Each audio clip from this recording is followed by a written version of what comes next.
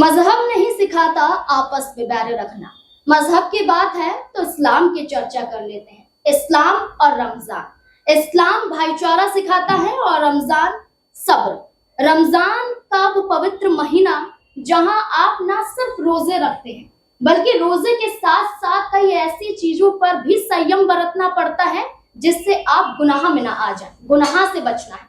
लेकिन कई ऐसे धर्म गुरु हैं जो अपनी भाषा की मर्यादा को भूल रहे हैं, या कहें कि ऐसे मंच से ऐसे बयान दे रहे हैं जो न सिर्फ खुद के लिए बल्कि उस समुदाय, उस धर्म के लिए भी मुश्किलें खड़ी कर रहे हैं।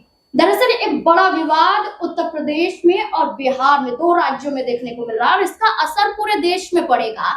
बिहार के प्रसिद्ध मौलाना अब्दुल्ला सलीम का एक बयान आया है जहां उत्तर प्रदेश के मुख्यमंत्री योगी आदित्यनाथ की मां को लेकर टिप्पणी की गई है। दरअसल उत्तर प्रदेश में गो तस्करी को लेकर एक नया कानून, या कहें कि कानून में बदलाव करते हुए, कुछ जुड़ाव करते हुए 2020 के जो साल था उसमें एक कानून लाया गया जिसमें सजा को भी बढ़ाया गया। जब आप गो हत्या करते हैं या तस्करी करते हैं तो इसी कानून का हवाला लेते हुए उन्होंने सीधे तौर पर तंज उत्तर प्रदेश के मुख्यमंत्री योगी आदित्यनाथ की मां पर कर दिया।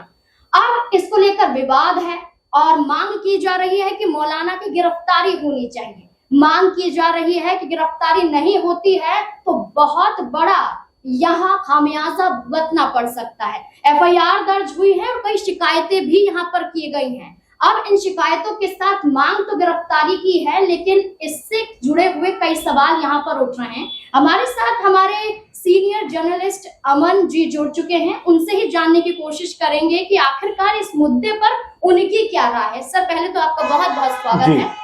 सर, क्या लगता है कि जो योगी आदित्यनाथ की मां पर जो टिप्पणी की है मौलाना जी ने, तो ये ओछी मानसिकता को दर्शाता है? क्या लगता है आपको? देखिए नाज़रीन, जाहिर बात है कि अगर हम इस देश में रहते हैं जहाँ पर तमाम धर्मों के लोग रहते हैं, एक दूसरे का आदर करते हैं, और जाहिर बात है करना भी चाहिए, क्योंकि हिंदुस्तान, भारत एकमात्र दुनिया में एक ऐसा देश है जहाँ पर तमाम धर्म के, तमाम मजहब के, तमाम जाति के लोग, समुदाय के लोग, वर्ग के लोग बड़े सदियों से साथ रहते हुए चले आते हैं और दूसरे के धर्म का सम्मान भी करते हैं। लेकिन यहीं पे कुछ लोग ऐसे भी दिखाई पड़ते हैं जो गाहे बगाहे अपने आप को लोगों के बीच में चर्चा में लाने के लिए कहिए, या अपने आप को एक तरीके से अपना जो धर्म गुरु है खुद को बहुत ज्यादा बुलंद और मजबूत बताने के को लेकर कहिए कि वो ऐसा करना चाहते हैं कि भाई उनको ज्यादा लोग तवज्जो देते हुए दिखाई पड़े, कि अगर वो कोई विवादित बयान देंगे तो शायद उनकी जो चर्चा है वो ज्यादा होती हुई दिखाई पड़ेगी। इसी तर्ज पर बिहार से जो ये मौलाना सलीम चतुर्वेदी है, एक तो नाम को लेकर भी बड़ा कंफ्यूजन है क्योंकि इस तरह का नाम है जो कहीं ना कहीं कंफ्यूज करता है। लेकिन वो जिस तरह की टिप्पणी बिहार में बैठकर उत्तर प्रदेश के मुख्यमंत्री योगी आदित्यनाथ को लेकर करते हैं, उनकी मां को लेकर करते हैं, हालांकि उनका कहने का जो अर्थ है वो गौ माता को लेकर है, लेकिन जिस तरह से वो भाषा का प्रयोग करते हैं ऐसा लगता है कि योगी जी की माता को लेकर वो टिप्पणी कर रहे हैं। और देखिए, चाहे गौ माता की बात है, योगी जी की माता की बात है, किसी को भी इस तरह की टिप्पणी करने का नाज़रीन कोई हक नहीं है। और देखिए, धर्म नहीं सिखाता आपस में बैर करना, और यही बात बारंबार निकलकर सामने आती है कि कभी भी हमारे मुख से कोई भी बात ऐसी ना निकले जो हमारे समुदाय के लिए भी मुश्किलों का सबब बनते हुए दिखाई पड़े। और यहाँ पर मौलाना सलीम, जो अपने आप को शायद क्या कह सकते हैं कि जानकार कहते होंगे, तमाम किताबें उन्होंने पढ़ी होंगी, तमाम चीजों के जानकार वो होंगे, लेकिन मंच से बैठकर जहां पर तमाम लोग उनको सुन रहे हैं, वहां पर किस तरह से अभद्र तरीके से, और वो भी रमजान के पाक महीने में, किसी की माता के बारे में, चलिए गौ माता के बारे में अगर हम एक बार के लिए बात कर लें तो उनके बारे में भी ऐसे तुच्छ शब्द कैसे प्रयोग कर सकते हैं। मुझे नाज़रीन वाकया याद आता है, बाबर जो थे मुगल काल को स्थापित करने वाले, भारत में आने वाले और राजा माने जाते जिन्होंने पहली दफा मुगल काल का यहाँ पे स्थापना की। वो एक बात अपने बेटे हुमायूं से कहते हुए नजर आते हैं एक जगह कि देखो, भारत में अगर आपको रहना है तो यहाँ पर जो हिंदू समुदाय है उनके साथ आपको तालमेल बैठाना पड़ेगा, और जो गाय है, जो गौ माता जिनको हिंदू समुदाय मानता है, उनके संरक्षण के लिए, उनकी एक तरीके से सुरक्षा के लिए आपको कदम उठाने पड़ेंगे। और ये बात उन्होंने अपने बेटे को समझाई, हुमायूं ने ये बात अकबर को समझाई, और अकबर ने तो यहाँ तक कर दिया था कि जो भी गौ हत्या करेगा उसके ऊपर बाकायदा सजाए मौत का हुक्म, फरमान जारी कर दिया जाएगा। ये तमाम बातें हमें ये बताती है कि देखिए, जो बाहर से लोग आकर यहाँ पर बसे, भारत की मिट्टी में उन्होंने अपने आप को आगे बढ़ाना चाहा। उन्होंने भी कहा कि देखिए, किसी के धर्म को हमें हर्ट करने का कोई कह सकते हैं हक नहीं है। और यहाँ पर जब मौलाना सलीम जिस तरह से भरे मन से ये बात कहते हुए नजर आते हैं, तो जाहिर बात है कि उनकी जो ओछी मानसिकता है, ये मेरे ख्याल से बेहतर शब्द रहेगा, वो निकलकर सामने आता है। जो सीएम योगी को लेकर वो इतनी अभद्र भाषा का, आपत्तिजनक भाषा का या अमर्यादित भाषा का प्रयोग करते हैं, और कहीं ना कहीं ये बताने का प्रयास करते हैं कि भाई उनका ये बयान जो है वो हिंदू मुस्लिमों में तफरका डालने का एक प्रयास जरूर हो सकता है। क्योंकि देखिए, कोई भी नाज़रीन सुलझा हुआ इंसान, कोई भी जानकार इंसान, कोई भी इस देश का शांति प्रिय जो नागरिक है, वो कभी भी इस तरह की भाषा का प्रयोग नहीं करेगा। लेकिन जिस तरह मौलाना सलीम ने जिस तरह से शब्दों का प्रयोग किया है, उसकी हर जगह पर आलोचना होती हुई दिखाई दे रही है। अमन जी, अगर बात करें तो देवबंद से इन्होंने शिक्षा हासिल की है। सिर्फ इस्लाम धर्म की शिक्षा इनके पास हासिल नहीं है, बल्कि इन्होंने संस्कृति की भी पढ़ाई की है, संस्कृत की पढ़ाई की है। तो आप सोचिए कि सिर्फ एक भाषा तक सीमित नहीं है, वो तो उन्हें अच्छी तरीके से पता है। लेकिन अब क्या इस बयान से समाज में नफरत फैलाने का एक बड़ा कारण बन गया है? क्योंकि वाकई हम हिंदू मुस्लिम विवाद अक्सर देखते हैं, लेकिन इनके बयान से क्या ये विवाद और बढ़ता नजर आ रहा है? बिल्कुल। और सबसे महत्वपूर्ण बात जो नाज़रीन निकल के आती है कि जुबान जब आपकी खुलती है, तब पता चलता है कि वो जुबान लोहे की है या वो सोने की है। मतलब कि आप जो बोलना चाहते हैं वो कितना वैल्यूएबल है, कितना जो है समाज को उसका असर होता हुआ दिखाई पड़ता है। लेकिन जब आप इस तरह के शब्दों का प्रयोग करते हैं, तो ऐसा लगता है कि इतना लिखा पढ़ा भी आपके लिए बेकार चला गया। देखिए, बात रखने का नाज़रीन हक हमारे देश में सबको है, फ्रीडम ऑफ स्पीच हमारे देश में कि आप अपनी बातों को रखिए। लेकिन महत्वपूर्ण बात यह है कि उस बात को कैसे रखा जाए, ये भी जानना मेरे ख्याल में ज्यादा जरूरी है। और यहाँ पर मौलाना जिस तरह के शब्दों का प्रयोग कर रहे हैं, मुस्लिम समुदाय भी कतई मेरे ख्याल से उनके पक्ष में खड़ा होता हुआ दिखाई नहीं पड़ेगा। इसलिए आप सोशल मीडिया देखिए, वहां पर तमाम जो मुस्लिम कह सकते हैं कि युवा हैं, जो जिनकी आईडी वहां पर है, वो इस पूरे बयान की न सिर्फ आलोचना कर रहे हैं, बल्कि ये भी कहते हुए नजर आते हैं कि यही वो लोग हैं जो कहीं ना कहीं कह सकते हैं कि एक मुस्लिमों को अगली अलग पंक्ति में खड़ा करवाने का प्रयास करते हैं, यानी कि उनके ऊपर इससे दोष लगवा देते हैं, जिसकी वजह से समाज में उनके साथ में एक तरीके दोहरा व्यवहार किया जाता है। जैसे करे कोई भरे कोई वाला, यहाँ पर एक कहावत है, वो कहीं ना कहीं नजर आ रही है। क्योंकि बयान तो धर्म गुरु ने दिया, सलीम जी ने दिया, लेकिन आप देखिए कि इसका असर पूरे मुस्लिम समुदाय पर पड़ रहा है। लेकिन क्या इसका एक राजनीतिक कारण भी नजर आ रहा है? क्या लगता है राजनीतिक साजिश भी यहाँ पर दिखाई दे रही है इसके पीछे? देखिए नाज़रीन, बिल्कुल इसमें कोई दोहराई की बात नहीं, क्योंकि जो भी इस तरह की भाषा का प्रयोग करता है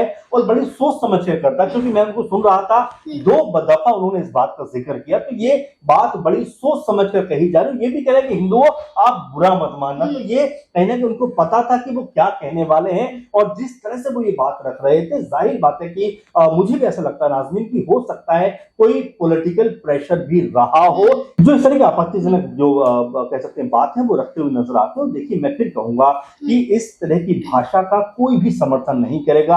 हम हिंदू समुदाय की बात करते हैं, वो अलग बात है, लेकिन मैं बिल्कुल ये बात कहने में मुझे कोई संकोच नहीं है कि मुस्लिम समुदाय भी ऐसे बयानों के साथ में खड़ा नहीं होगा। और मैं तो ये भी कहूंगा कि ऐसे जो लोग होते हैं, वो अपनी भाषा के जरिए, अपने जहरीले शब्दों के जरिए कहीं ना कहीं एक समुदाय के साथ भी अन्याय करते हुए नजर आते हैं। आप कहते तो है कि भाई हम अपने समाज का भला कर रहे हैं, जैसा आपने भी जिक्र किया, कई भाषाओं में पारंगत है, कई भाषाओं को जानकार हैं, चाहे संस्कृत की बात करें या और तमाम जानकारी की बात करें, उससे खुद को ये तो कहते हैं कि भाई ये तमाम चीजें मैंने सीखी है। लेकिन जब वो सीखा हुआ समाज की बेहतरी के लिए नहीं बल्कि समाज को जो बांटने का काम करे, तो वो ज्ञान जो है कोई बहुत ज्यादा उसका मान सम्मान नहीं होना चाहिए। और मौलाना के जो शब्द हैं जाहिर बात है कि वो शब्द ऐसे हैं जो समाज के अंदर एक जहर परोसने का काम करते हैं, समाज के जो वर्ग हैं उनको अलग थलग करने का यहाँ पर काम ये करते तो हैं। खुद पार्टी से जुड़े हुए हैं, तो क्या ये पार्टी से जुड़ा जी। होना यही एक कारण नजर आता है? सर, इसके पीछे एक और चीज निकल कर सामने आती है कि चलिए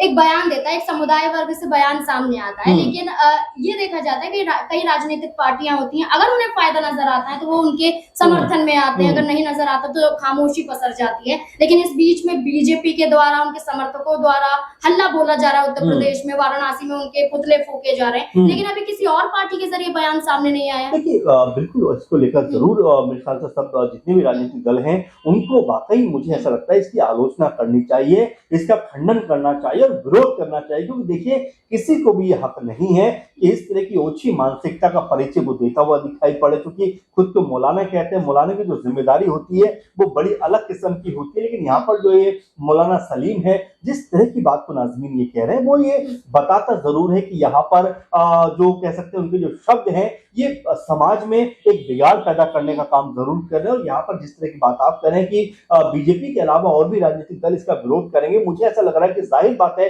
यहाँ पर विरोध हो रहा है, क्योंकि सोशल मीडिया पर आप जाकर देखेंगे तो एक सुर में चाहे हिंदू हो, मुसलमान हो, सिख हो, ईसाई हो, सब लोग ये बात कह रहे हैं कि भाई अगर आप समाज को जोड़ नहीं सकते तो कम से कम तोड़ने का काम तो मत करिए। और यही बात लगातार देखने को मिलती है कि जब इस तरह की भाषा का प्रयोग होता है तो मैं फिर कहूंगा कि देखिए इसका कोई समर्थन नहीं करेगा।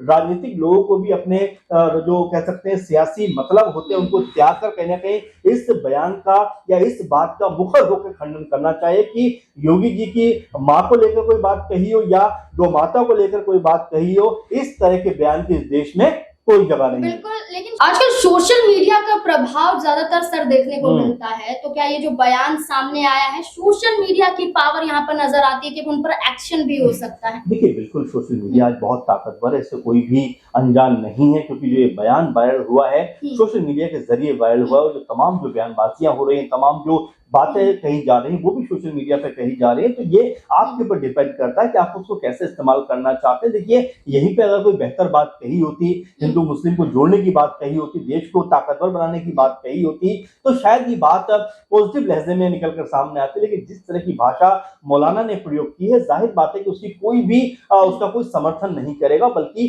आलोचना करता हुआ दिखाई पड़ेगा। और सोशल मीडिया के जरिए जाहिर बात है कि यहाँ पर तमाम जो विचार हैं, तमाम जो बातें हैं वो निकल कर जरूर सामने आ रही है। लेकिन नाज़मीन फिर वहीं पे हमें आना पड़ेगा कि देखिए आपके पास में फ्रीडम ऑफ स्पीच है, इसका मतलब ये नहीं कि आप अनाप शनाप कुछ भी बोल देंगे, किसी की भी माँ परिवार के बारे में कुछ बोल देंगे, जबकि राजनीति करने का ढंग, अपनी बातों को रखने का ढंग एक अलग तरीके का हो सकता है। अगर गो हत्या को लेकर कोई कानून उत्तर प्रदेश में बना है तो उसको लेकर आप अपनी बात को रख सकते हैं, लेकिन उसके बात को रखने के लिए आप ऐसी गंदी और भद्दी भाषा का प्रयोग करेंगे तो उसका मेरे ख्याल से कोई समर्थन नहीं करेगा। उनके ऊपर लगातार शिकायत जो है वो दर्ज हो रही है, थाने में एफआईआर दर्ज हो रही है, जिससे पता लगता है कि उनकी मुश्किलें जाहिर बात है कि बढ़ने वाली हैं। और इस तरह की भाषा कोई और प्रयोग ना करे, इसके लिए जरूर कानून में भी अगर कोई तब्दीली करनी पड़े, कानून को भी और सख्त बनाना पड़े तो बनाना चाहिए, क्योंकि ऐसी बदजुबानी किसी को भी करने का कोई हक नहीं है। जहाँ पर एक जिम्मेदार पद पर बैठे हुए कह सकते हैं कि शख्स के लिए या जो भी कह सकते हैं, सिर्फ पीएम योगी की बात नहीं, किसी के लिए भी अगर आप ऐसे शब्दों का प्रयोग करते हैं तो फिर आपको इसकी अनुमति नहीं होगी। और अगर आपने ऐसी भाषा का प्रयोग किया तो फिर आपको उसकी जो उचित दंड है, उचित सजा है, वो यहाँ पर मिलती हुई दिखाई पड़ेगी। जैसे मौलाना सलीम की बात करें तो सिर्फ वो इकलौते नहीं है, इससे पहले कई ऐसे मौलाना हैं जिन्होंने वंदे मातरम के दौरान ऐसे बयान दिए, जिहादी वर्ड का इस्तेमाल करते हुए नजर आए। इसके अलावा आप देखेंगे कि कई ऐसे सीएनआरसी वाला मुद्दा सामने आता है, तब भी विवादित बयान सामने आते हैं। तो संयम बरतना चाहिए, बोलते वक्त सोचना चाहिए कि आप क्या बोल रहे हैं। लेकिन सर उत्तर प्रदेश में चुनाव भी होने वाले विधानसभा का, क्या इसका असर चुनाव पर भी पड़ता हुआ दिखाई देगा? देखिए राजनीतिक प्रेरित अगर ये पूरा मामला है तो जाहिर बात है कि इसका असर चुनाव में पड़ सकता है।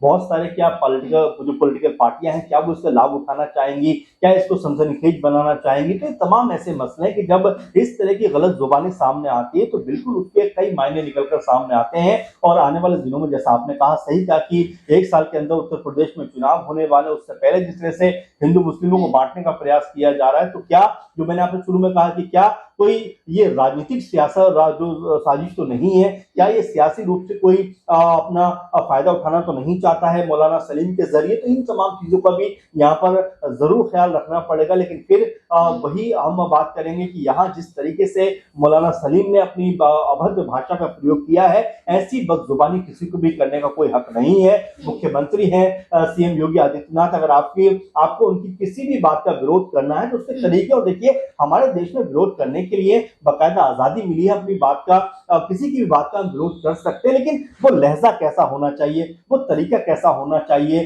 वो जो हम बात रख रहे हैं वो बात रखने का ढंग कैसा होना चाहिए। तो ये बात कही जाती है कि देखिए जो किसी भी हथियार से अगर आपका जिस्म पर घाव मिलता है तो वो भर जाता है, लेकिन जो जुबान के जरिए आपके दिल पर घाव लगता है वो भरना मुश्किल हो जाता है। इसीलिए इस तरह के शब्दों से बचना चाहिए ताकि हिंदू मुस्लिम और देश में जो भी समुदाय रहते हैं वो आपस में सौहार्द के साथ इसी तरह से रहते हुए नजर आ सके। लेकिन ऐसे लोग जो ये अपनी भाषा के जरिए, अपने शब्दों के जरिए उनको अलग करना चाहते हैं, ऐसे लोगों की पहचान होनी चाहिए और जो उचित सजा होती है उसके तहत उनको सजा भी मिलनी चाहिए ताकि दोबारा इस तरह की हरकत करते हुए दिखाई ना पड़े। जी बिल्कुल, बहुत बहुत शुक्रिया सर आपका हमारे साथ जुड़ने के लिए। जैसा बिल्कुल कहा गया है कि कोई किसी पार्टी से जुड़ा हो, धर्म गुरु हो या किसी बड़े ओहदे पर बैठा हो, उसे बोलने से पहले 10 बार तो सोचना चाहिए कि आप जिस शब्द का इस्तेमाल कर रहे हैं उसका असर आम लोगों पर क्या पड़ेगा, क्या उससे सांप्रदायिक माहौल बिगड़ जाएगा। क्योंकि एक बयान धर्मगुरु ने दिया, सलीम ने दिया, और उसके बाद हम क्या देख रहे हैं, पूरे उत्तर प्रदेश में बवाल है, पुतला फूका जा रहा है, 21 लाख का इनाम रखा जाता है कि पकड़िए, गिरफ्तार करवाइए। तो ऐसे तमाम आरोप लग जाते हैं और एक समुदाय पर उंगली खड़ी हो जाती है कि इस समुदाय के लोग ऐसे ही भाषा का प्रयोग करते हैं। जैसा कि अब भाजपा सांसद रवि किशन को देखिए, उनका कहना है कि इनके बयानों से समझ में आता है कि इनके समुदाय में महिलाओं की इज्जत क्या है। तो बयान आप दीजिए लेकिन सोच समझ कर बोलिए। तो ऐसे में इस पूरे मुद्दे को लेकर अब आपको क्या लगता है कि क्या वाकई यहाँ पर गिरफ्तारी होनी चाहिए मौलाना सलीम की, या फिर वो माफी मांगेंगे, या फिर उत्तर प्रदेश के मुख्यमंत्री योगी आदित्यनाथ इस पर कुछ टिप्पणी करेंगे? आपको क्या लगता है? अपनी राय भी कमेंट सेक्शन में जरूर दें। देखते रहें SPN9 न्यूज़। धन्यवाद।